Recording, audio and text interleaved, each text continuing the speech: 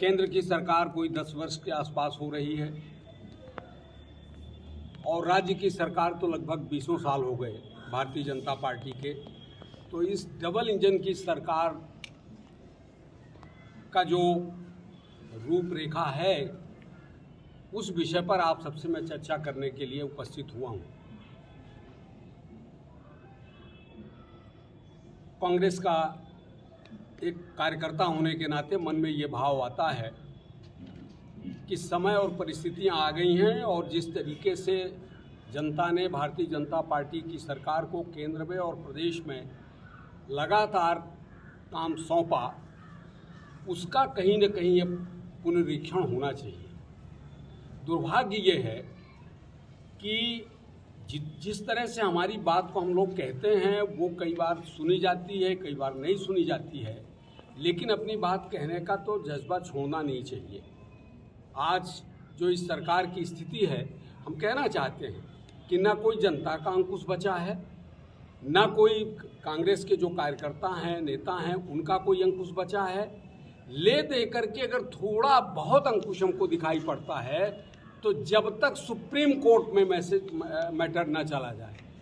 राहुल गांधी को पार्टी से निष्कासन करने का उससे पार्लियामेंट में जब प्रस्ताव आया तो लोअर कोर्ट, हाई कोर्ट और अंत में फिर सुप्रीम कोर्ट को इंटरफेयर करना पड़ा कि ये भाई गलत फैसला है।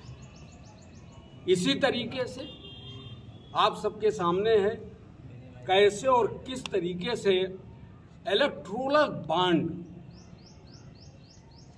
बॉन्ड का जो परिभाषा है, कहाँ से कौन दे रहा है, कितना दे रहा है, क्यों दे रहा है, नो दलील, नो अपील, नो वकील। ये मोदी का तरीका है काम करने का। अंत में सुप्रीम कोर्ट को कहना पड़ा कि भाई ये तो प्रजातंत्र के साथ घात है। जो शब्द का प्रयोग किया है चीफ जस्टिस आदरणीय चंद्रचूड़ साहब ने, तो उन्होंने कहा ये तो प्रजातंत्र के साथ घात है कि पैसा कहाँ से आ रहा, कौन दे रहा है, कितना दे रहा है, नो ऑडिट, वो नाम भी ना खोले जाएं।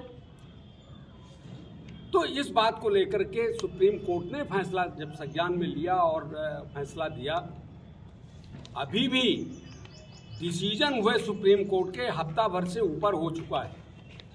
कोई बयान प्रधानमंत्री जी का, हर विषय पर अपने कमेंट देने वाले अमित शाह जी का, या जेपी नड्डा साहब जो भारतीय जनता पार्टी के राष्ट्रीय अध्यक्ष हैं, उनका किसी तरीके का कोई बयान नहीं आया। ये दुर्भाग्य का विषय है और उल्टे राष्ट्र की जो प्रमुख विपक्षी पार्टी है उसके खाते को सील कर दिया गया। आप सब ने देखा होगा, अभी 4-6 दिन पहले ही हमारे जो ट्रेजरर हैं मिस्टर अजय माकन जी, उनको जाना पड़ा और ये कहना पड़ा कि भाई जो राजनीतिक पार्टियां हैं उनको इनकम टैक्स से वो एग्जेम्प्टेड होती हैं। कोई सुनने को तैयार नहीं है। कहा फिर से चले जाओ, कोर्ट में जाओ, कचहरी में जाओ, हमको जो करना था हमने कर दिया।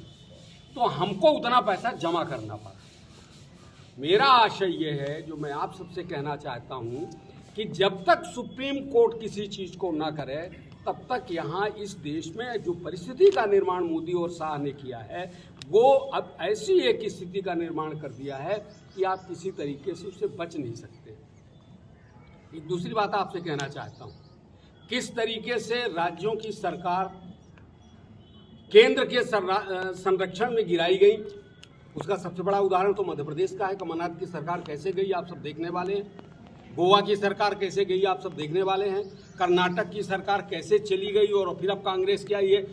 और तो और छोड़ दीजिए, अभी 2-3 दिन पहले हिमाचल में बनी कांग्रेस की सरकार को गिराने के लिए किस तरीके का उपक्रम किया गया। सीआरपीएफ के जवान विधानसभा के गेट और फाटक तोड़ दिया और हेलीकॉप्टर से जो 6 विधायक जिन्होंने दल बदल के नियम कानून को तोड़ा, उनको ले जाकर के हरियाणा के रेस्ट हाउस में ठहरने का ये जो नंगा नाच है वो इस देश की जनता ने देखा और कार्यकर्ताओं ने देखा।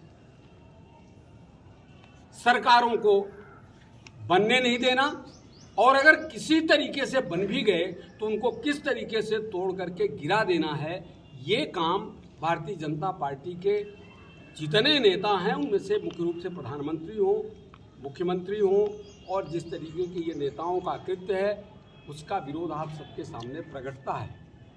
और तो और छोड़ दीजिए, ऐसे लोग जो मैटर करते थे राज्यों में, उनको ईडी का, सीबीआई का भय दिखा करके, उनको नोटिस पर नोटिस जमा करके, और उन्हें किस तरीके से नुकसान पहुंचाया जा सकता है, कैसे जेल पहुंचाया जा सकता है। इंडिया गठबंधन के दल के केजरीवाल के जो मंत्री हैं वो जेल में, सांसद उनके जेल में, केजरीवाल को 8 या 9 बार नोटिस आ चुकी है। पश्चिम बंगाल में आप चले जाएं तो अभिषेक बनर्जी को नोटिस है। और ये एक तरफ है, दूसरी तरफ जिसने